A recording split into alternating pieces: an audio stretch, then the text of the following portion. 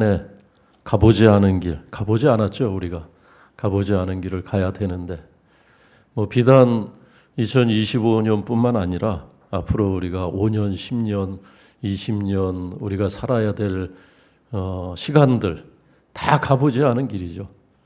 그 가보지 않은 길이기 때문에 우리는 어떤 일이 일어날지 또 어떤 사건들이 내 삶의 반경에서 일어날지 알 수가 없습니다. 예상을 못해요. 항상 일어나는 일들 보면은 우리의 예상을 뛰어넘어서 사건 사고가 계속 되고 그래서 우리가 놀라고 또 때로는 참담하게 생각을 하면서 어려운 시간을 보내기도 하고 또 어떤 때는 또 큰 슬픔을 온 국민이 겪는 그런 일들이 있는데 가보지 않은 길을 가는데 그런 길을 가면서 가장 확실한 것 있습니다. 우리가 겪어보지 않은 많은 일들이 우리의 삶 가운데서 일어날 터인데 가장 확실한 것, 이것만은 반드시 일어난다고 할 수 있는 가장 분명한 사건이 있습니다. 그게 뭘까요? 그것은 죽음이라는 것입니다. 죽음이라는 것. 그것은 피해갈 수가 없어요. 반드시 일어날 겁니다. 반드시. 여러분에게 오늘 세 가지 질문을 드릴 터인데 한번 그 답을 조용히 생각을 해보시기 바랍니다. 첫 번째 질문은 뭐냐면 앞으로 50년 후, 50년이 긴 시간 같지만은 또 지나고 보면은 또 그렇게 긴 시간이 아니죠. 50년 후에 살아 계셔서 남아 있을 분, 그런 자신이 있는 분 있으면 한번 이 시간 조용히 한번 손 한번 들어보세요. 50년 후에 살아서 이 자리를 지키고 있을 나는 그런 그 자신이 있다. 그렇게 생각되시는 분 혹시 있는지 모르겠습니다. 아니 제가 보니까는 최향수 형제가 조금 가능성이 있네요. 최향수 형제랑 될 것 같아. 나머지 분들은 어려워요. 아무리 생각해도 안 될 것 같아요. 분명한 사실이죠. 근데 새 벽두에 왜 갑자기 우울하게 죽음에 대해서 얘기하나? 더 잘 살기 위해서 그런 거예요. 더 잘 살기 위해서 우리에게 하나님께서 주신 시간을 우리가 더 하나님의 뜻에 맞게 더 보람 있고 더 가치 있게 살고 싶은 그런 소망이 있기 때문에 오늘 성경 말씀을 따라서 우리의 남은 인생 가보지 않은 길을 다시 또 가야 되는데 그 가운데 분명한 반드시 일어날 것은 죽음이다. 그것도 나의 죽음이라는 거예요. 나의 죽음. 오늘 죽음에 대한 이야기가 있어요. 성경에. 나엘이 죽었고 또 누가 죽었습니까? 이삭이 죽었어요. 이삭이. 나엘과 이삭의 죽음은 우리의 죽음입니다. 우리의 죽음을 이야기하고 있습니다. 이 두 사람의 죽음을 통해서 우리는 내 죽음을 생각해야 된다라는 겁니다. 물론 이제 의학이 발달을 해서 조금은 연장을 할 거예요. 조금은 우리의 죽음을 조금은 연장을 할 겁니다. 근데 한계가 있어요. 아무리 연장을 해도 그 시간이 얼마나 더 길게 늘려놓겠습니까? 그건 엿가락 늘리는 것과 똑같죠. 그래서 병원 가면은 병원에서 우리의 질병을 다루고 고치기 위해서 애쓰지만 그 한계가 분명하기 때문에 항상 어느 병원이든지 병원 뒷마당에는 뭐가 있어요? 뒤쪽으로 건물 돌아서 가면 항상 거기 장례식장이 있어요. 그게 현실입니다. 오늘 나엘은 아들을 낳다가 자기 수명이 다하는 것을 느끼면서 자기 죽음을 앞두고 있으면서 아들의 이름을 뭐라고 줬냐면은 베논이라고 줬다는 거예요. 베논이. 근데 이 베논이라는 뜻이 뭡니까? 그 주석에 나와 있죠. 밑에 주석 보세요. 무슨 뜻이죠? 슬픔의 아들. 내 마음이 슬프다는 거예요. 슬픈 것 당연하죠. 그 아들을 낳고 그 아들을 키워보지도 못하고 품에 안지도 못하고 그 어린 얼마나 라헬이 아들을 사모했습니까? 레아는 아들을 6이나 낳았고 한때는 그 요셉도 낳지 못해가지고 남편을 졸라서 나로 자식을 낳게 하라, 아들을 낳게 하라 그렇게 졸랐던 적도 있고 레아는 6이나 아들을 낳았는데 라헬은 아들을 하나뿐이 낳지 못해서 늘 이 아들에 대한 자녀에 대한 갈망이 컸던 사람이 나의 이게. 근데 그 아들을 이제 소원대로 자기 마음의 소원대로 낳기는 했는데 그 아들을 키우지 못하고 아들이 자라는 것을 지켜보지 못하는 그 마음의 슬픔이 가득한 것은 그 뭐 당연한 것이죠. 또 자기 어머니를 잃고 어머니 없이 남의 손에서 커야 될 그 아들을 생각하면 라헬의 슬픔은 비단 라헬의 슬픔뿐만 아니라 그 아들의 슬픔이기도 하고 또 그 아버지 남편 야곱의 슬픔이기도 한 것이죠. 그래서 라헬이 그 아들의 이름을 슬픔의 아들이다 그렇게 지은 것은 어떻게 보면은 충분히 이해가 될 수 있는 그런 상황입니다. 그런데 오늘 보면은 야곱은 라헬이 그렇게 이름을 지어달라고 부탁을 했지만 그 이름을 그렇게 하지 않았다는 거예요. 어떻게 했습니까? 베냐민이라 했다는 거예요. 베냐민. 아니다. 슬픔이 아니다. 단지 슬픔만이 아니다는 겁니다. 야곱은 라헬의 죽음이라는 사건이 슬픈 일은 분명하지만은 그러나 베냐민이라고 이름을 지었습니다. 베냐민이라는 이름의 뜻은 뭡니까? 오른손의 아들이라는 거예요. 오른손. 오른손이라는 것은 그것은 사람의 손을 얘기하는 것이 아닙니다. 성경에서 오른손은 항상 하나님의 손이에요. 하나님께서 여호와께서 그 오른손을 펴사 주의 백성을 도우셨다. 하나님께서 그 오른손으로 나를 붙드셨다. 오른손은 하나님의 손입니다.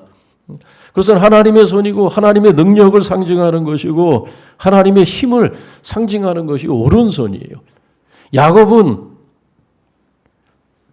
라헬이 비록 죽었지만은 그 라헬을 통해서 그리고 그 라헬이 낳은 그 아들을 통해서 하나님의 섭리를 보았고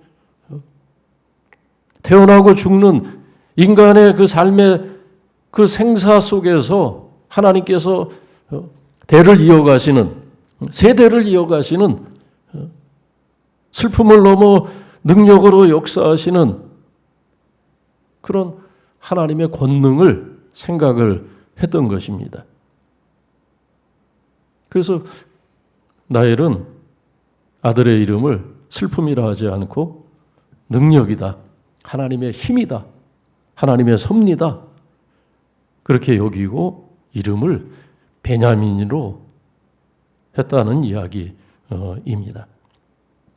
사람이 죽을 때 특히 내가 알던 사람들 가족이 죽고 부모가 죽고 형제들이 죽을 때 왜 슬플까요? 왜 두렵고 왜 괴롭겠습니까? 그건 당연한 것이죠.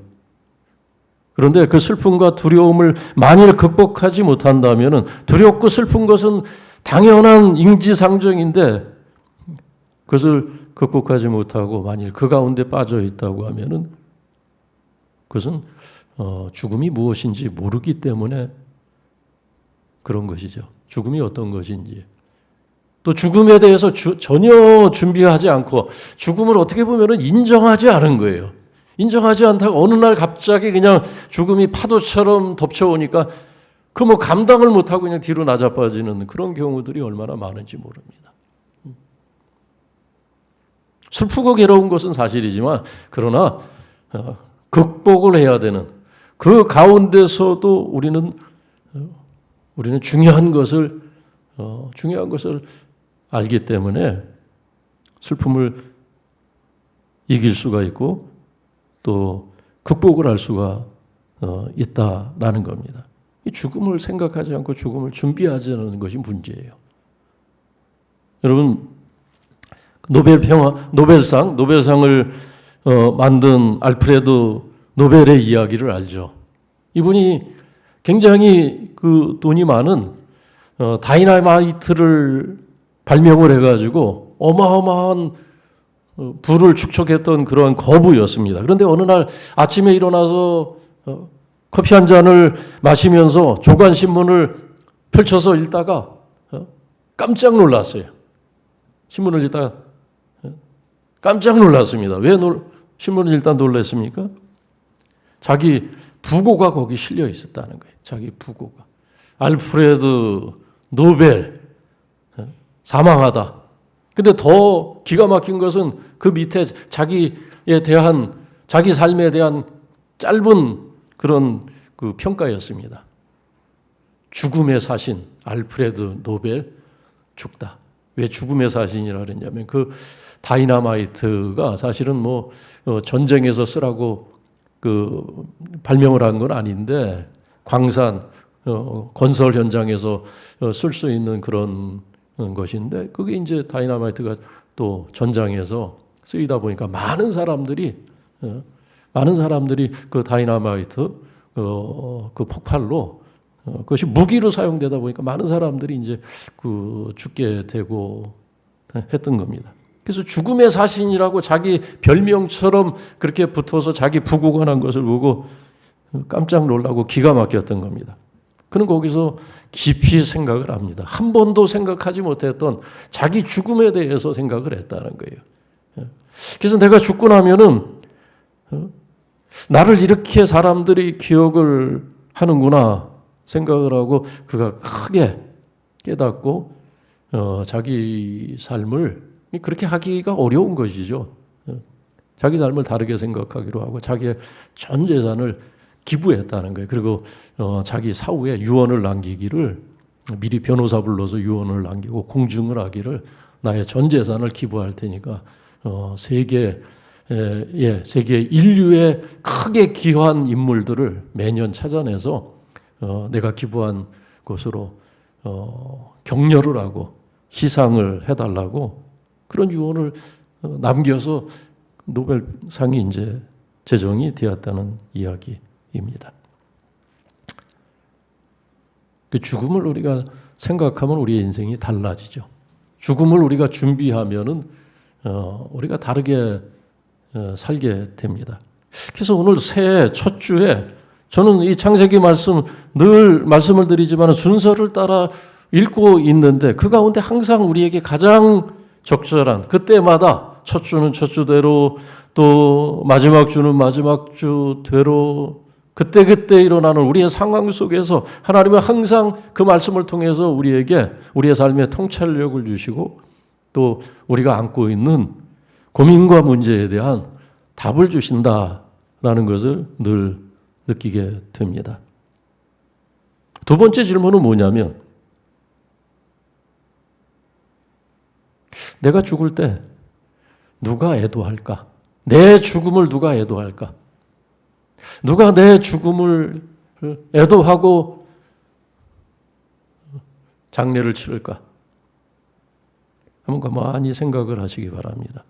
라헬이 죽었을 때는 야곱이 장례를 했다는 거예요. 20절 말씀 보니까 야곱이 먼 길을 가는 도중이었지만은 묘를 만들고 거기 비를 세워서 애도를 하고 아주 정중하게 엄숙하게 장례를 치르는 흔적이 있어요. 사실 먼 길을 가는 도중에 그렇게 절차를 밟아서 무덤을 만들고 묘비까지 세우는 것은 결코 쉬운 일이 아닌데 나중에 보면 이제 창세기 49장에 보면은 야곱이 유언을 할 때 자기 아들들 앉혀놓고 유언을 할 때 그 도중에 라헬을 묻고 온 그 일을 굉장히 안타깝게 생각을 하고 거기 라헬이 묻었다는 것을 자식들에게 상기시키는 그 장면이 있습니다. 먼 길을 가는 중에 거기에 라헬을 묻었다고 이야기를 하고 있습니다. 이삭이 죽었을 때 누가 애도하고 누가 장례를 했습니까? 그 두 아들 에서와 야곱이 장례를 치렀다고 29절에 말씀하고 있습니다. 라헬이 죽었을 때 야곱이 얼마나 슬펐을까? 그런 생각을 잠깐 해봅니다. 라헬은 야곱이 특별히 사랑했던 그런 아내였습니다. 창세기 말씀 보면은 라헬을 사랑해서 그 라반의 집에서 수고하는 것 7년이 아니라 나중에 14년이 되죠. 그 오랜 시간을 수일처럼 여기게 되었다고 그런 그 말씀도 있죠. 얼마 전에 그 강릉의 안목 해변을 갔는데 날씨가 차갑고 바람이 아주 매서운 바람이 많이 부는 그런 날이었습니다.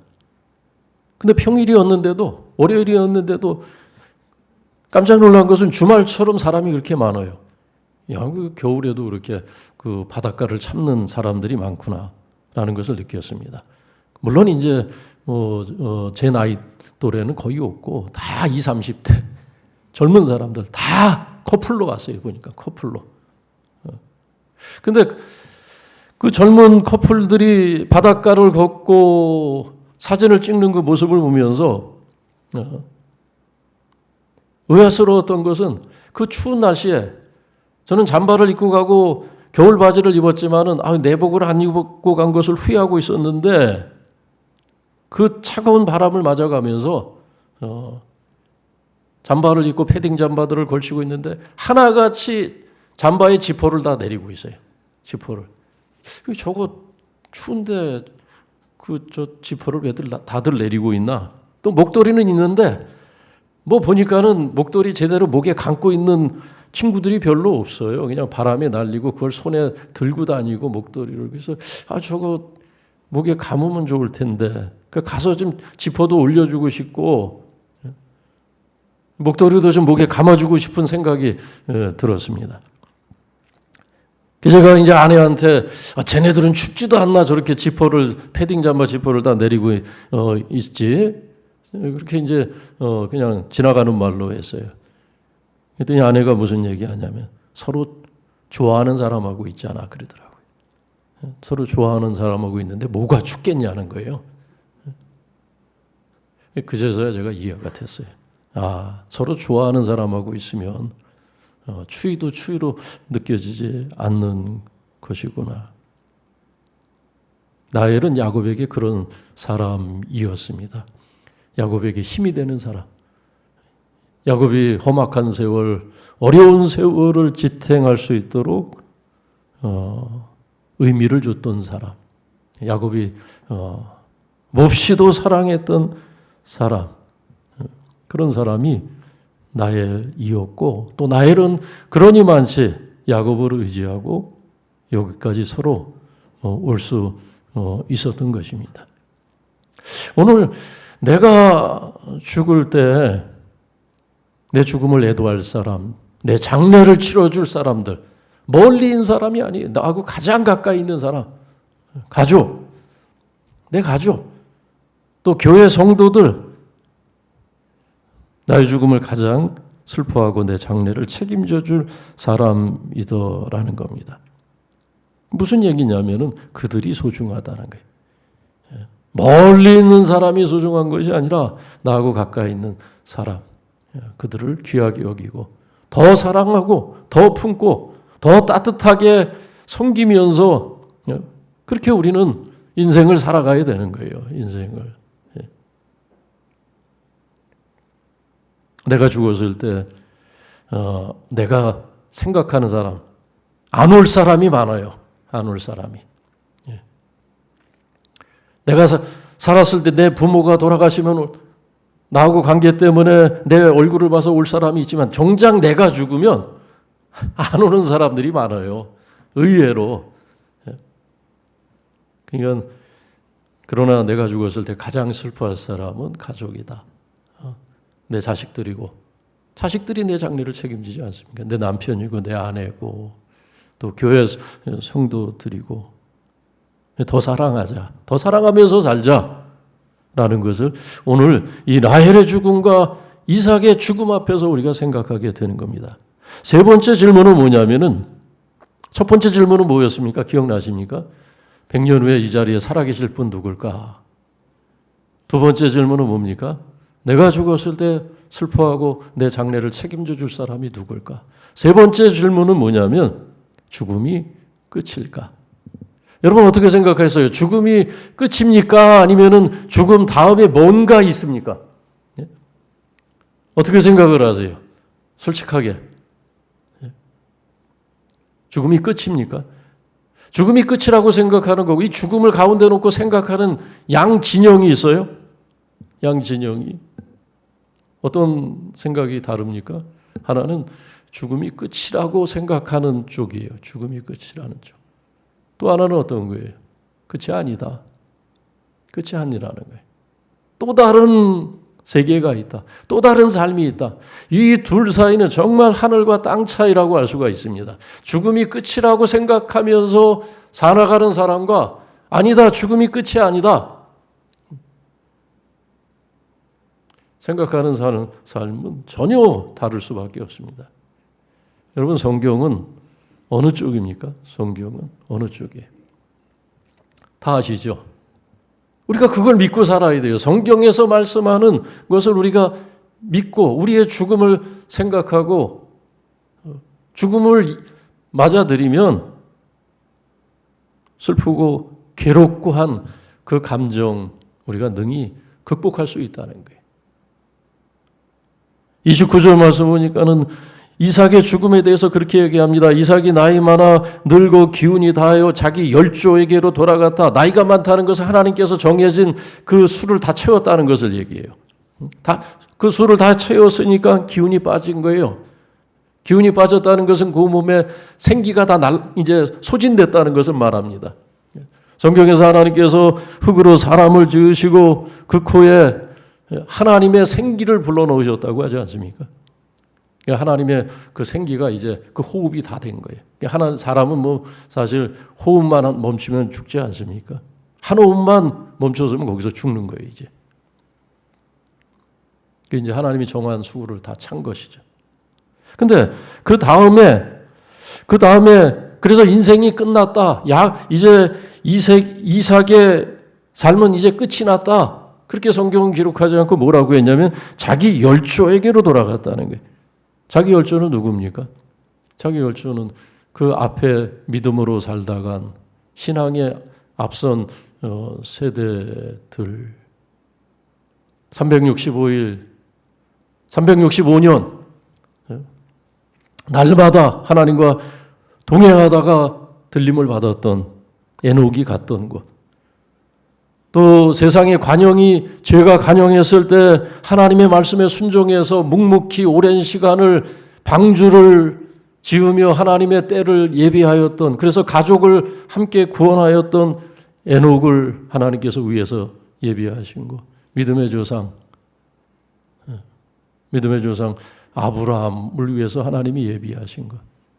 예수님께서 세상의 모든 것들을 버려두고 당신을 쫓는 제자들에게 내가 너희를 위하여 초소를 예비하러 가노니 그 초소를 예비하면 내가 다시 와서 너희를 나 있는 곳에 있게 하리라 말씀하신 예수님께서 말씀하신 그 하늘의 초소, 믿음의 사람들이 있는 곳, 그곳으로 갔다는 거예요. 그곳으로. 이삭이 끝났다. 그게 아니에요. 이삭은 하나님께서 믿는 조상들을 모으신 그 세계에, 그 하나님의 나라에, 영원한 세계에 들어갔다는 것을 29절은 자기 열조에게로 돌아갔다는 그런 표현으로 하고 있습니다. 스티브 잡스, 여러분 잘 아시죠? 애플을 창업했던 56세에 이 사람이 췌장암으로 죽었는데, 췌장암 수술 후에 그가 스탠포드 대학의 졸업식에서 축사를 한 적이 있어요. 축사를. 그때쯤은 이제 많이 기력이 쇠하고 그가 투병 생활을 어렵게 하고 이제 거의 그 끝에 왔었던 그런 시점이었습니다. 졸업식 축사에서 그는 그런 얘기를 했습니다. 중요한 결정을 앞두고 내가 나의 죽음을 생각했을 때 항상 가장 소중한 것만 남더라. 내가 결정해야 될 최선의 결정을 할 수 있더라. 그런 얘기를 했어요. 내가 어떤 것을 결정할 때 나의 죽음을 생각했더니 항상 최선의 결정을 하게 됐다는 거예요. 그리고 가장 소중한 것만 남더라는 거예요. 내가 이 더 좋은 제품을 만들어서 얼마나 더 큰 회사의 이익을 창출하느냐, 자신의 평판을 어떻게 만들어 가느냐, 또 자기의 회사 그 임원들과 의견을 조율하고 회사의 앞으로의 방향을 정하면서 자기 주장과 자존심을 지켜나가는 일, 그런 건 아무 의미 없다는 것을 알게 되었다는 거예요. 가장 중요한 것이 무엇인지를 알게 되었고 항상 최선의 결정을 할 수 있게 되었다. 언제? 내 죽음을 생각했을 때. 얼마 남지 않은 자기의 삶, 그리고 자기 앞에 코앞으로 다가온 그 죽음을 생각했을 때는 가장 좋은 선택을 할 수 있었다. 그 무슨 얘기입니까? 여러분, 여러분의 죽음을 생각하며 살아가라는 거예요. 그러면 항상 최선의 선택을 할 수 있다라는 그런 이야기를 했습니다. 여러분, 오늘 나의 죽음을 생각할 때 가장 중요한 것은 무엇이겠습니까? 다윗은 자신의 삶에 위기가 닥쳐오고 자기의 적들이 자신을 끊임없이 공격하는 그런 상황에서 그는 하나님 앞에 기도할 때 하나님의 구원을 구하면서 주여 나를 구원하소서 하면서 덧붙여서 어떤 기도를 했냐면 나를 영원한 길로 인도하여 주옵소서. 그는 영원한 것을 생각을 했습니다. 영원한 세계, 세상에 없는 영원한 것이 있다는 것을 생각하고 영원한 길로 자기의 삶을 인도해 달라고 기도한 적이 시편 139편에서 있습니다. 우리는 다른 사람들의 죽음을 생각하면서 나의 죽음을 생각하는 것이 지혜입니다. 그리고 나의 죽음을 생각했을 때 우리는 최선의 결정을 하면서 살아갈 수 있고 가장 인생에 있어서 소중한 것이 무엇인가를, 그래서 나하고 가장 가까운 사람들과의 사랑이고 믿음이고 그리고 소망이다. 그리고 하나님은 오늘도 성도들을 위해서 믿음으로 그리스도 예수 안에 있는 구원받은 성도들을 위해서 주님께서 말씀하신 것처럼 하늘의 초소를 준비하고 계시다는 것, 우리가 그 소망을 바라보게 되는 것입니다. 2025년 우리가 가보지 않은 길을 가는데, 그런데 우리가 이 오늘 말씀으로 주신 하나님의 은혜, 우리를 위한 하나님의 이 은혜를 붙들고 있다면 그 어떤 일을 만나든지 우리는 능히 감당하고, 그리고 더 좋은 더 중요한 선택을 하면서 우리의 삶을 지금까지보다도 더 귀한 삶으로, 더 가치 있는 삶으로, 더 하나님께서 기뻐하시는 삶으로 살 수 있을 줄로 믿습니다. 기도하겠습니다.